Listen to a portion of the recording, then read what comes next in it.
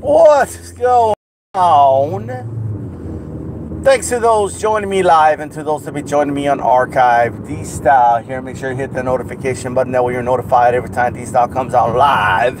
If you're listening archive, leave a comment. Tell me what you think. Take a moment. Thumbs up that video. So check it out. Check it out. All right.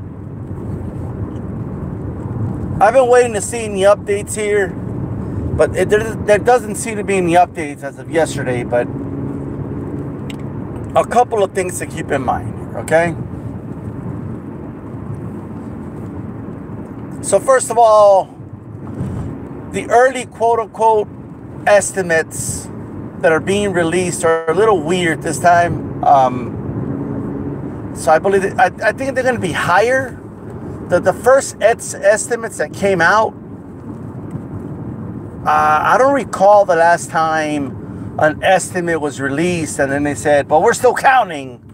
And that's not counting, pay-per-views from PlayStations and it's not counting pay-per-views and this, that, and the third. It's kind of weird the way it was released, right? It's just an observation. But that's not like a bad thing in terms of the numbers. That's actually a good thing, right? So if it's 320,000 approximately right now, right? They have not counted, that's not counting, all right, any pending downloads, and that also, which also includes, right, like PlayStation orders or anything digital, all right? So what those numbers are, I am not sure. I have absolutely no clue. Right? At all. It could be an extra 80,000. It could be an extra 200,000. I don't know. Right? So we have to wait on that.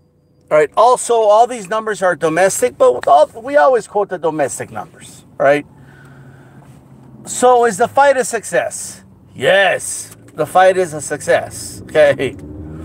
It's a financial success. Absolutely it is. Right? Everyone involved made money, right? By definition, that makes it a financial success. And if you're in it for something, right? We always hear, right? Boxing is a business. There you go. It was a financial success, right? Meaning the fighters made the money they were guaranteed, possibly some back-end money as well. Showtime made money. The satellite cable providers made their cut, so they made money. Everybody made money, right? So there's that. So of course, it's a financial success, okay? Of course it is.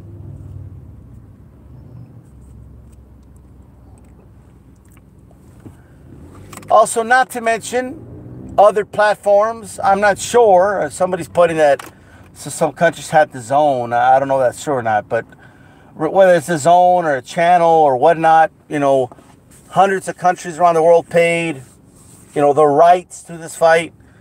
And then there's, of course, the money that was made in the UK off of this fight, which we're going to leave to the side for right now, all right? I want to address these numbers, okay? First of all, it's 320,000 right now. It's going to go up, okay? I'd be shocked if it doesn't go to at least 350,000, all right? But it could go over 400,000, all right?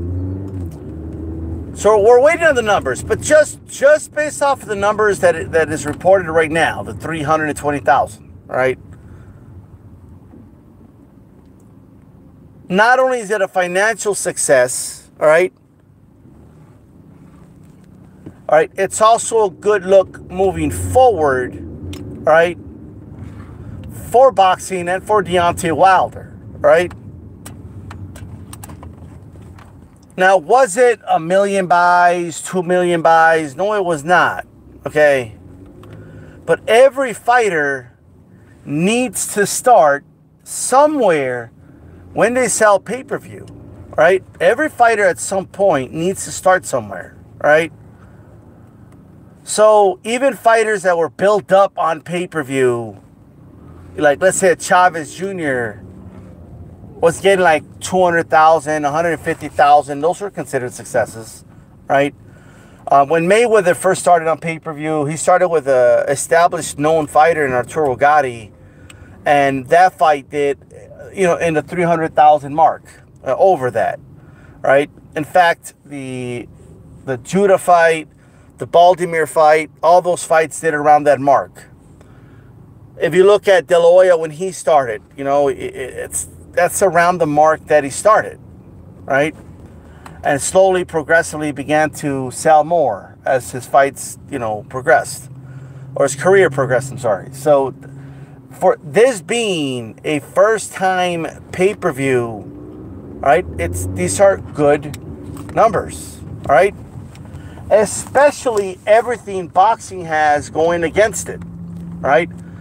Boxing is a sport perceived as being dead and done, and it's perceived as a sport that's just not one of the top sports in this country.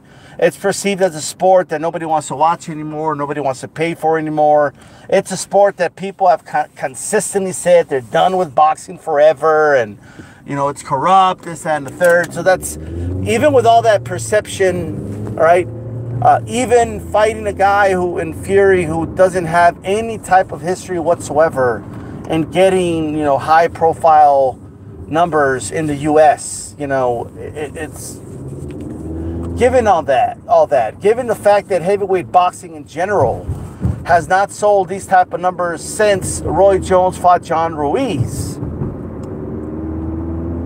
Just given all that, these numbers are really good, right? The UFC heavyweight title fight with Cormier and Lewis did about 250,000, and it cost about $10 less than Fury Wilder did. So the fact that boxing's heavyweight title fight sold over 100,000 more, and we're still counting, priced at $10 a pop more, or Lewis, to me, means something. All right.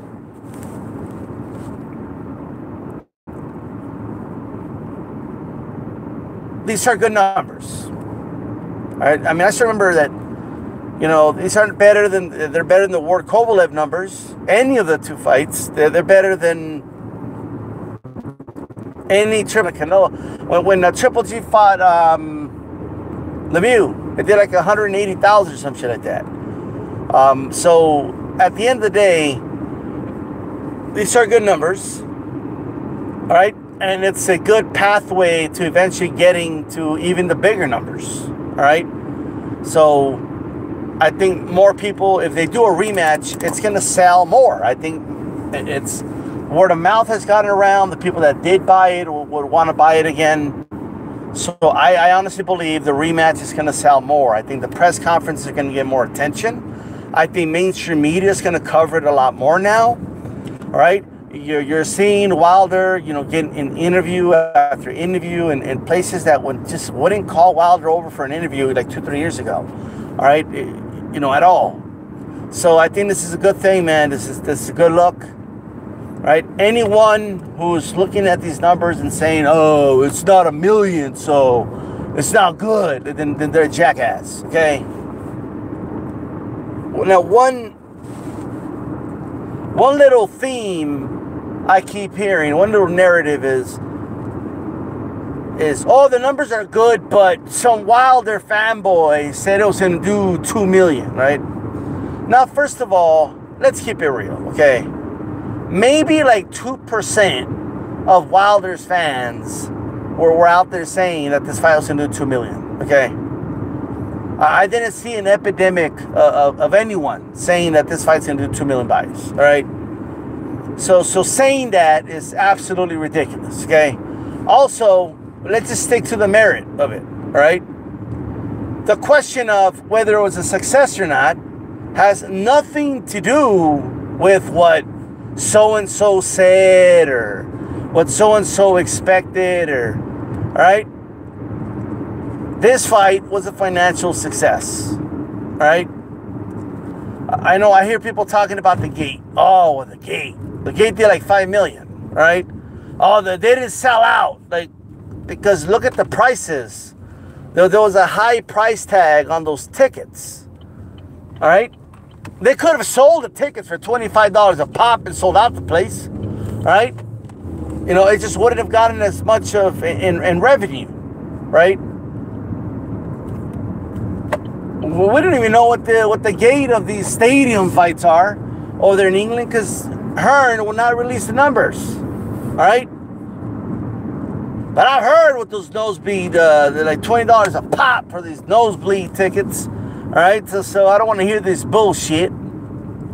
Also, this goes out for a lot of you in the UK. Wilder Fury tickets were about $75. All right? $75. Over there, you guys pay like $20 for pay-per-view. So it's not going to stay at $320, but let's say it does stay at $320. That's equivalent of over 800 buys of your pay-per-views in England. Are you going to tell me those are not good numbers? And the numbers are going up. All right, but with that said, of course, we still got to factor in the numbers coming from the UK. Of course, we still got to factor the worldwide revenue, right? That they don't give out the rights to this fight for free. You know, you have to pay for the rights to this fight depending on what country you're at. If you're a network or an app or whatever the fuck you are, all right? This fight was a financial success, and that's good, right? And that should be celebrated, and that should be good news. And it's refreshing to see both fighters actually talking about just doing the rematch. You know, so that's good.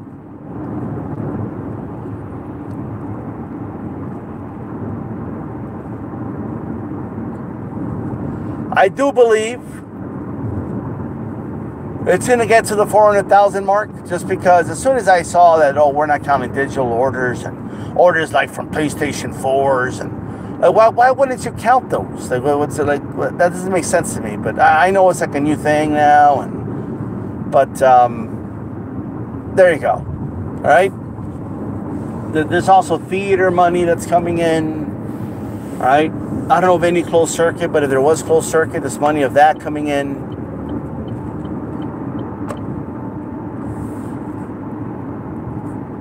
And by the way, I saw Wilder in one of these shows on ESPN, and this commentator was telling him that he should fight in Vegas. You know, there's nothing like a fight in Vegas like this dude. Like, get the fuck out of here, bro. All right. I don't know if I'm the only one. Look, I know that there's dudes out there that love fights in Vegas, man. I get it. You know what I mean? Me personally, I don't give a shit if a fight's in Vegas. Okay. The biggest place to do a fight for me, if I had to pick one, would be Madison Square Garden, right? But you know, everybody likes to pretend that Vegas is the spot. I guess, you know, I mean, that's cool, but it doesn't matter to me. It doesn't matter where they do the fight. Like, you know, they can do it in Vegas, they can do it in Wembley, they can do it wherever, right? I kind of already have an idea what's going to happen in the rematch anyway. So that's all I got to say about that.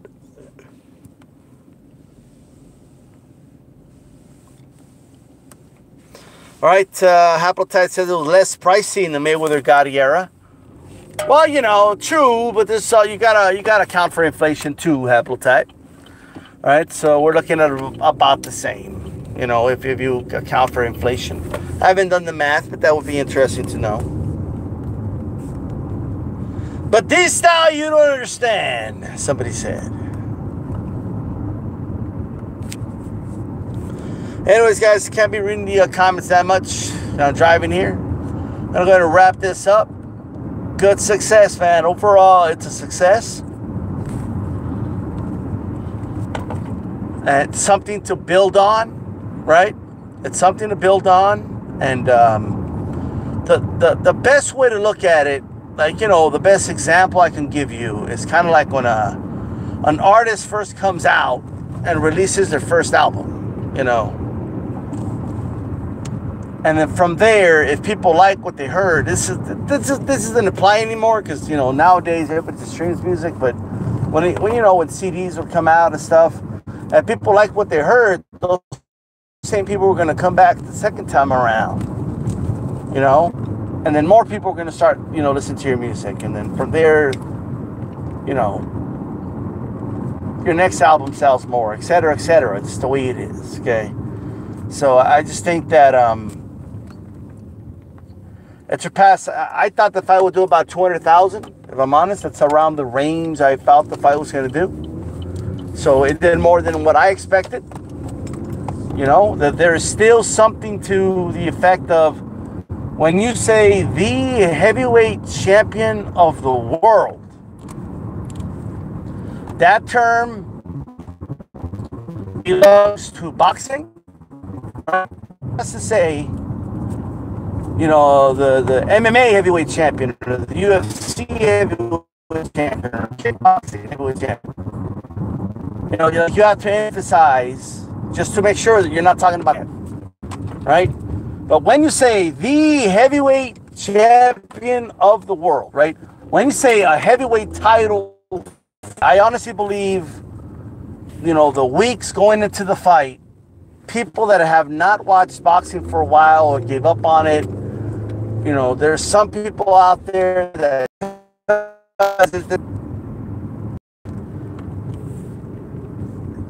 this effect did not occur with other fighters. Like with Ward, as great of a fighter as Ward was, he couldn't really get past the hump. You know what I mean?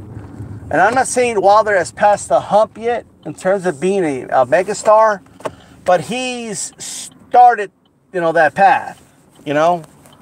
So he's on his way. I think the Fury Wilder fight rematch does about 500,000 or more. Like that's what I'm kind of looking at, which are good numbers, right? Those are good numbers. I was also going to say, lost my train of thought here. I was going to make one last point.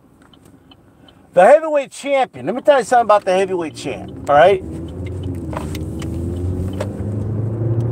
What makes the heavyweight champion unique to all the other divisions in boxing, all right? What makes the heavyweight champion unique is that everyone knows, all right, that if you put the heavyweight champion of the world in the ring against any other champion, the heavyweight champion would whoop that ass, right? That's it. Like, I'm not talking pound for pound or, oh, let's rate who's more skilled, or that's not what I'm talking about. I'm talking about if you just put them in the ring, both at their best, who wins? The heavyweight champion, right? You know, it's just the way it is. That's what makes the heavyweight championship unique, all right, to any other championship. Like in all the divisions, there's always a division above you where, you know, you could be considered too small, or, you know, oh, that guy can't go up in weight because, you know, those guys are too big, or like, you know, in any other weight class, you know, you're considered to have a limit that you can no longer reach. You know what I mean? Because all the other weight classes were basically made to make fights fair for the little guys, right? Okay? To protect the little guys from the big guys. Because, you know, if you go way back, there was no weight classes at first. All right? There was no weight classes whatsoever. And then they started building them. And then eventually got out of hand with them because they built too many of them. Right? But that's all I got to say. Anyway, with that said, just the point I like to make every time I talk heavyweight boxing. All right? This is D-Style, guys, and I'm out of here. Peace.